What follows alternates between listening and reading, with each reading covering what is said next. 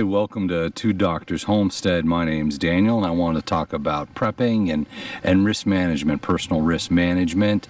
A lot of new background noises here. The turkey coop's done, and I'm back over by my target, my axe target. I might throw the knife a little bit later on, but it took a little while to kind of get the construction site down so I could get back over to this part of the yard.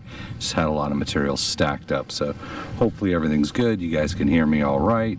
You might hear the turkeys back there. They're not too far away from me right now, but jumping in, I want to talk about risk management and what it means for preppers, risk assessments, doing a personal risk assessment. There's been a lot of studies, countless studies really, that show that people as individuals on the fly are really bad at assessing risk, personal risk, the risks they take. Looking at drunk drivers, and I know I've brought this up before in other videos, but there's a one death every 50 minutes from a drunk driver, and you got to think at least a good percentage of drivers get in the car and think, I'm okay, right? Everything's going to be fine, nothing's going to happen to me, I'm okay, I can drive, right? And they can't time after time, right? One death every 50 minutes from drunk drivers. Seatbelts is another example. About 10% based on the stats I'm seeing of people don't wear a seatbelt, don't need one, despite the fact that it's pretty settled, proven that seatbelts do save lives, right? 10% of the population doesn't need them. They're not going to get in an accident. They're going to be fine. And you can see that in dangerous activities that people do all the time, bad habits people get all the time that affect their health, their long-term survival, right? You see people on social media where they're taking pictures on a cliff and fall off the cliff, right? In their mind, they may not have been thinking that was particularly dangerous, right? We do dangerous activities all the time. People are notorious for it, and I think the bottom line is people have this idea, it won't happen to me, and I think that goes beyond dangerous activities when we're talking about things like personal risk management, risk assessments, what's going on in the world right now, how can it impact me in general. People aren't very good at that, right? But we want to dig into that a little bit. What is risk management? What does it mean, right? And you're really looking at three different factors when you're talking about risk management. One is, what's the likelihood of something happening? In general, you put that in a time frame. What's the likelihood it's going to happen in 6 months? What's the likelihood 12 months? What's the likelihood in my lifetime, right? And if you give a timeline of forever, the likelihood of just about anything goes up dramatically. So you say, hey, in the next year, what's the likelihood of something happening? World War III, another pandemic, take your pick, and we'll kind of dig down a list a little bit later on. There's a lot going on in the world right now. So as an individual, you've got to say, what's the likelihood that's going to happen, right? That's going to impact me in some way. And then what's going to happen? What's the potential? What kind of damage would that do? What would that mean? You know, if there was an EMP, what's the likelihood of an EMP, and what kind of damage would that do? And when we're talking about things like an EMP, they're saying about 90% of the population wouldn't survive the first year. So what's the likelihood of an EMP in the next 12 months? And I would say it's higher than it's ever been with everything going on in the world. Does that mean you need to be afraid? No. You go on to the third one, which is, what does it cost to prepare for an EMP? What does that mean to you? Is that something that's important to you to prepare for, and what would that cost to prepare for that, right? So when you're looking at prepping, when you're looking at risks, things that are coming up, what's the likelihood, right? What's the impact, and then what's the cost? What's the cost to be prepared for that? As institutions, we do risk management all the time, and it's I would say in general we've gotten pretty good at it, but we go pretty deep into risk management, and I want to give some examples for you to think about where institutions, corporations, governments, they do this all the time, right? It's a professional thing. So insurance companies, they have to do risk management before they give policies, whether it's a life insurance policy, whether it's an automobile policy, right? You put in your area code, what's the risk for crime in your area, what's the chance your car is going to get stolen. They have to do risk assessments on every single policy they sell, so they understand, you know, they can't afford to lose money. They have to understand what's the risk of insuring you for this or for this activity, or insuring your car, right? They have to do that. It's their chance to make the most profit, right? Is, what do we have to charge you? What's your life insurance? You want life insurance? You want $1 million policy? Well, how long are you probably going to live? What's the chance you're actually going to keep that policy through your entire life? What's your survivability, right? They have to do those mortality rates. They have to constantly do risk assessments. Same thing on banks, right? I did some AI, big data, some scientific engineering work a few years back, and we were looking at some of the algorithms banks use and different demographic information they can gather and say, based on your age, your credit score, your zip code, should we give you a loan?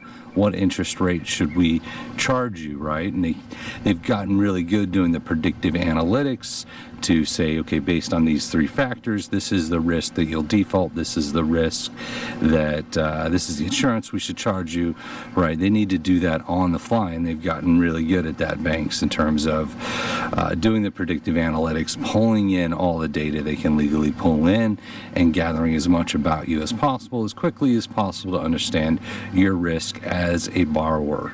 Right? Stock market does predictive analytics constantly. What's the value? Is it going to go up? Is it going to go down? They do 6-month cycle, and a lot of stock market people might tell you that the price now is based on the next 6 months of anticipated growth, decline, events that we expect might happen, right? So when you're talking about the stock market, it's already baked out 6 months. 6 months of risk assessment, risk analytics, growth, market movement, all those kind of things, trend analytics, market analytics, it's all built in to the stock market. Corporations do internal risk management all the time, risk assessment, SWOT analysis. They do a 6-month projection on sales and growth and risks. Corporations do it all the time, right? Government risk management. The Office of Director of National Intelligence released their annual threat assessment. So our government's doing risk assessments all the time, right? They look at crime rates, they look at risks to the currency, risks to public health. So it's pretty common out there. The question is, who's doing the risk assessment for you, right? Where are you getting your information? Do you expect the government to say, hey, risk of World War III is pretty high, risk of a pandemic might be pretty high? Like, what's coming up? Where do you get your information from? And the moment you kind of go down that rabbit hole, sure, you're probably going to sound like a conspiracy theorist, because you're trying to stay ahead. You're trying to get that information and understand what risks are coming to you. Once again, so you can look at how could you prepare, what would be the impact, what would the cost be to prepare? Because the sooner you prepare, especially some of the things coming on, right, your odds are pretty better at survival, and we'll jump into that. But what are some of the things, right? And as I said in Walking Dead, get your shit and pants on, because we're gonna go down a list here of things you might already be thinking about, might already be on your radar, maybe not. World War III, right? We're not there yet. At least some people are saying we are. Some people are saying we're not. We could say technically we're not there yet. We're not in World War III. But you look at what's going on in Russia, you look at what's going on in Ukraine, proxy wars, what could happen with China and other places in the world, Iran. It's a very dangerous world right now. Once again, when you're talking about things like nuclear war, World War III, EMP strikes, we're at the highest risk we've ever been, right? So how much likelihood is that? I couldn't say, right? I don't know. But in terms of doing your own internal risk assessment, your own personal risk assessment, look at what do you think the chances are of that happening? What could you do to prepare? What would be the impact? What would be the cost? What about global pandemics, right? We just came out of a big one.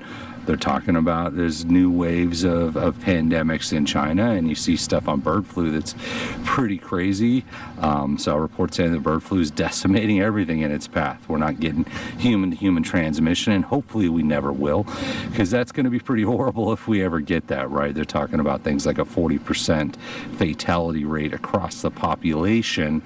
That's horrible, right? So we have to hope that never happens, but when you're doing your personal risk assessment, how would you prepare for risk? That's certainly something that to think about, to take into consideration. What do you think are the odds of that? Financial collapse? Well, we've been on the edge of that for a little while. Maybe recession, maybe depression, maybe just a straight up collapse, right?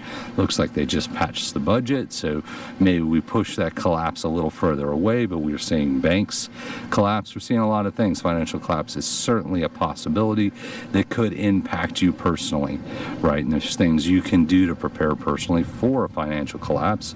But first you have to decide, is that on your radar? Is that something you should be thinking about, looking about, preparing for? Grid down. Certainly grid down is real. We have general power outages where I live, but that's not what we're talking about, right? In the news, they're saying that, hey, there's a chance of cyber attacks on our grid, on our infrastructure. That's a real thing that's kind of happening right now, not being necessarily attacked, but it's a real thing they're saying you should have your eyes out for, right? That it's possible. It could happen. And once again, where do you get your information? Are you getting it from the news? Are they going on the news every night and saying, hey guys, there's a 43% chance of World War III. There's an 82% chance of a pandemic. No, they're not going to do that, right? They don't want to create panic. So you as an individual have to keep your eye on these things, try to look ahead, try to see what's coming on. AI, we talk about AI, did a video on AI. A lot of people are talking about AI. There's two areas of AI to really think about in your risk assessment. One, of course, is sentient AI, right? Is Skynet. The machines are going to turn against us. They're going to rise against us. And maybe someday they will. But there's the other side of AI that's probably a more realistic threat, more something to keep your eye on, which is people using AI as a weapon, right? AI doesn't have to be sentient to be dangerous. It's when cyber attackers, cyber hackers can use AI to break into computers, when scammers can use AI to try to scam you. We see disinformation. There's a lot of really smart people saying, watch out for AI. This is going to be a problem. And you're already starting to see things like deep fakes, right? I think this is going to be the year of the deep fakes, where deep fakes are so good and so easy to make that you won't know what's real anymore, right? And we're kind of getting to that point where you see stuff and you don't really know what's real anymore. But weaponized AI is probably far more dangerous than sentient AI right now in terms of a possible risk, right? Sentient would probably be pretty bad, but I don't think that's happening yet. Aliens, hey, it's kind of funny, aliens. I mean, you see where there was a Pentagon report with NASA to Congress or something like that. I dug into a little bit of it, and they're saying these metal orb spheres that we can't explain, that they're seeing all over the planet. Maybe aliens are real. I don't know. I'm not going down that rabbit hole, and it's funny till it's not. But something to think about, something to dig into. What would we do if those were actually aliens? What do they want from us? Is it an alien AI? I think if it was alien AI would probably make the most sense. But there's, the government saying, and we're seeing stuff, guys, we gotta take the laugh part out and get serious about what's going on there, right? And then, of course, global warming. Hey, if you don't believe in everything else, you maybe believe in global warming, right? That another thing like climate change. If you believe in that, right, then, that's all bad, right? People are saying we were gonna all die in 10 years, 20 years ago, right? So here we are. So when's the best time to prepare? When's the time to do your risk assessment, to do your analysis? 10 years ago was probably a good time. Last year was certainly a good time. Yesterday was a good time. So now, how about now? I wouldn't, is tomorrow okay? Yeah, tomorrow's okay, but start thinking about, hey, what would I prepare for? Why should I prepare? And why would I want you to prepare? Because the more people that are prepared, the less people that will panic if anything happens, except the aliens. I think even the preppers are gonna panic if the aliens are real. But you prepare so you're not a drain. You're not a zombie going door to door looking for food, right? There's less panic, and if there's less panic, it's easier to deal with situations when they happen, whether it's a EMP or World War III or financial collapse, any of those kind of things, right? So we want people to prepare to kind of save the future, right? Have fewer problems if something does happening.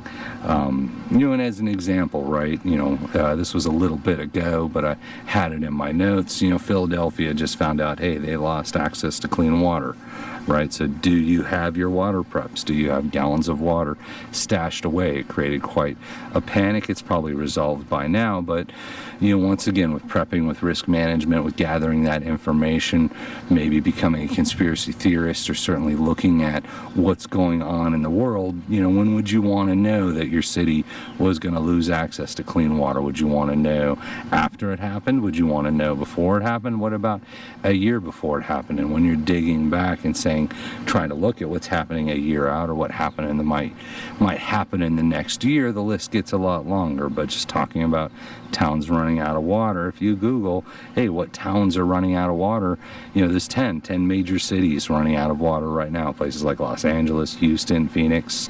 There's places that are out of water, Robert Lee, Spicewood. So even areas like, hey, what about clean water? Something as simple as clean water. There are places that are running out of water. There have been droughts. There are lakes draining, right? The sooner you're prepared for that. Right now, water's cheap, water's free. If your tap's working, you can turn the water on and get all the fresh water you want, right? If you're in an area that ends up in a drought, ends up in a place where you don't have water, where you can't drink the water, all of a sudden there's panic. And I think that's a great analogy for prepping, right? In times of abundance is when you prepare for times of scarcity, right? Don't wait until things are scarce to try to start preparing for that time, right? So I hope that helps out. Appreciate you for watching, and thank you.